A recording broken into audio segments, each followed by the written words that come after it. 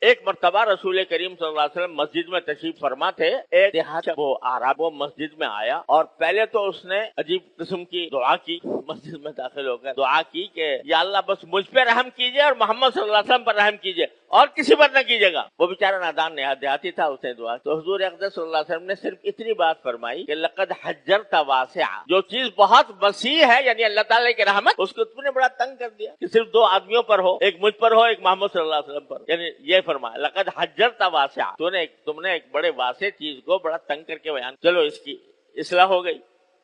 اب تھوڑی دیر گزری تھی, مسجد میں پیشاب کر دیا. مسجد نبوی میں حضور اقدس صلی اللہ علیہ وسلم کی موجودگی میں, صحابہ کرام کی موجودگی میں پیشاب کر دیا. اب صحابہ کرام بڑے پریشان ہوئے اور دوڑے اس کی طرف لپکے کہ اس کو روکیں اور اس کو کچھ برا بھلا کہنے کا ارادہ کیا. سرکار دو عالم صلی اللہ علیہ وسلم فرمایا نہیں کرنے دو, کہیں ایسا نہ ہو اس کا پیشاب بند ہو جائے. لا تظلمو, ایسا نہ کرو کہ اس کا پیشاب بند ہو جائے. اور ایسا کرنا جب یہ کر چکے تو فرش کے اوپر پانی بہا کر اس کو صاف کر دینا. اور یہ فرمایا کہ بعثتم مبشرین ولم تبعثوا بل بعثتم میسرین ولم تبعثوا معسرین. اے امت محمد صلی اللہ علیہ وسلم, تمہیں آسانی پیدا کرنے والا بنا کر بھیجا گیا ہے, لوگوں کو مشکل پیدا کرنے کے لیے بھیجا نہیں گیا. یہ بیچارہ کسی عناد کی وجہ سے پیشاب نہیں کر رہا تھا کہ اس کو مسجد سے کوئی عناد تھا, دشمنی, نادانی میں کر لیا. دیہاتی آدمی ہے, اس کو ابھی تعلیم و تربیت کی ضرورت ہے, تو وہ ڈانٹ پھٹکار کا مستحق نہیں ہے بلکہ سمجھانے کا مستحق. تو آپ اندازہ کیجئے آج کوئی شخص یہ حرکت کر لے, کوئی کتنا ہی گمار ہو اور مسجد میں آ کے پیشاب کر, کیا کریں گے لوگ؟ اس کے تو تکا بوٹی کرنے کے لیے تیار ہو جائیں گے کہ یہ ایسی حرکت کر رہا ہے مسجد کے اندر. لیکن سرکار دو عالم صلی اللہ علیہ وسلم کو دیکھو کہ آپ نے فرمایا کہ نہیں, ڈانٹو نہیں کیونکہ نادانی میں کر گیا, اور محبت سے پیار سے سمجھا دو. یہ ہے سنت نبی کریم صلی اللہ علیہ وسلم. مسجدوں میں ہم دیکھتے ہیں ذرا کسی نے کچھ تھوڑا بہت ایسا گڑبڑ کر دی, وہ ڈانٹ شروع ہو گئی, پھٹکار شروع ہو گئی, سارے لوگ اس کو ملامت شروع کر دی اور اس کی بے عزتی ہو گئی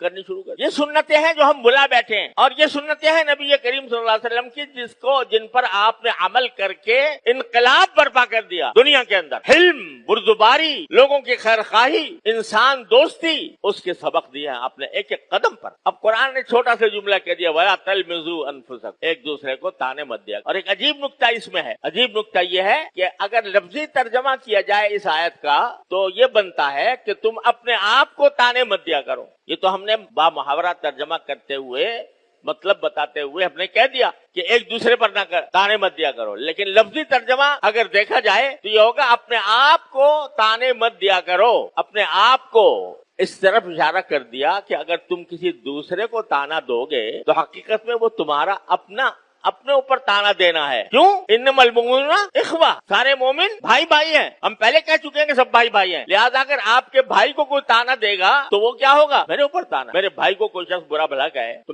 میرے دل میں کیا جذبہ پیدا ہوگا؟ یہ مجھے ہی کہہ رہا ہے ذرا. تو اگر تم دوسرے کو تانا دے رہے ہو تو حقیقت میں وہ تانا تمہارے اوپر آئے گا, اور اس کا ایک نتیجہ یہ بھی ہوگا کہ تم نے اس کو تانا دیا, وہ تمہیں دے گا. تو اگر یہ تانوں کا سلسلہ بڑھتا چلا جائے, تم نے ایک کو تانا دیا وہ تمہیں 10 تانے دے گا. حقیقت میں وہ نتیجہ پھر کیا بنے گا کہ تم نے جو تانا دیا وہ اپنے آپ کو, ایک تو اس وجہ سے کہ بھائی کو تانا دینا اپنے آپ کو تانا دینا ہے, اور ایک اس وجہ سے کہ جس کو تانا دیا ہے وہ جب تمہیں جواب میں تانا دے گا تو تم سبب بن گئے خود اپنے اوپر تانا دینا. یہ ایسا ہی ہے جیسے دوسری جگہ قرآن کریم میں فرمایا وَلَا تَقْتُلُوا أَنفُسَكُمْ, اپنے آپ کو قتل مت کیا کرو. اس کے معنی ایک تو خودکشی کی طرف بعض لوگوں نے اس کے معنی لیا کہ خودکشی نہ کیا کرو, لیکن بہت سے مفسرین نے یہ فرمایا کہ لا تقتلوا انفسکم کے معنی یہ ہے کسی بھی انسان کو قتل نہ کرو. کیوں؟ اس لیے کہ کسی بھی اپنے بھائی کو قتل کرنا ایسا ہی جیسے اپنے اوپر اپنا قتل, اور اگر تم دوسرے کو قتل کرو گے تو دوسرا تمہیں قتل کرے گا. اور شریعت کا قانون بھی قصاص ہے کہ اگر تم نے کسی دوسرے کو قتل کیا تمہیں بھی قتل کیا جائے. تو اب کسی کو دوسرے کو قتل کرنا ایسا ہی ہے جیسے کہ مجھے اپنے کو قتل کرنا. ایسے تلمزوا انفسکم کہ دوسرے کو تانا دینا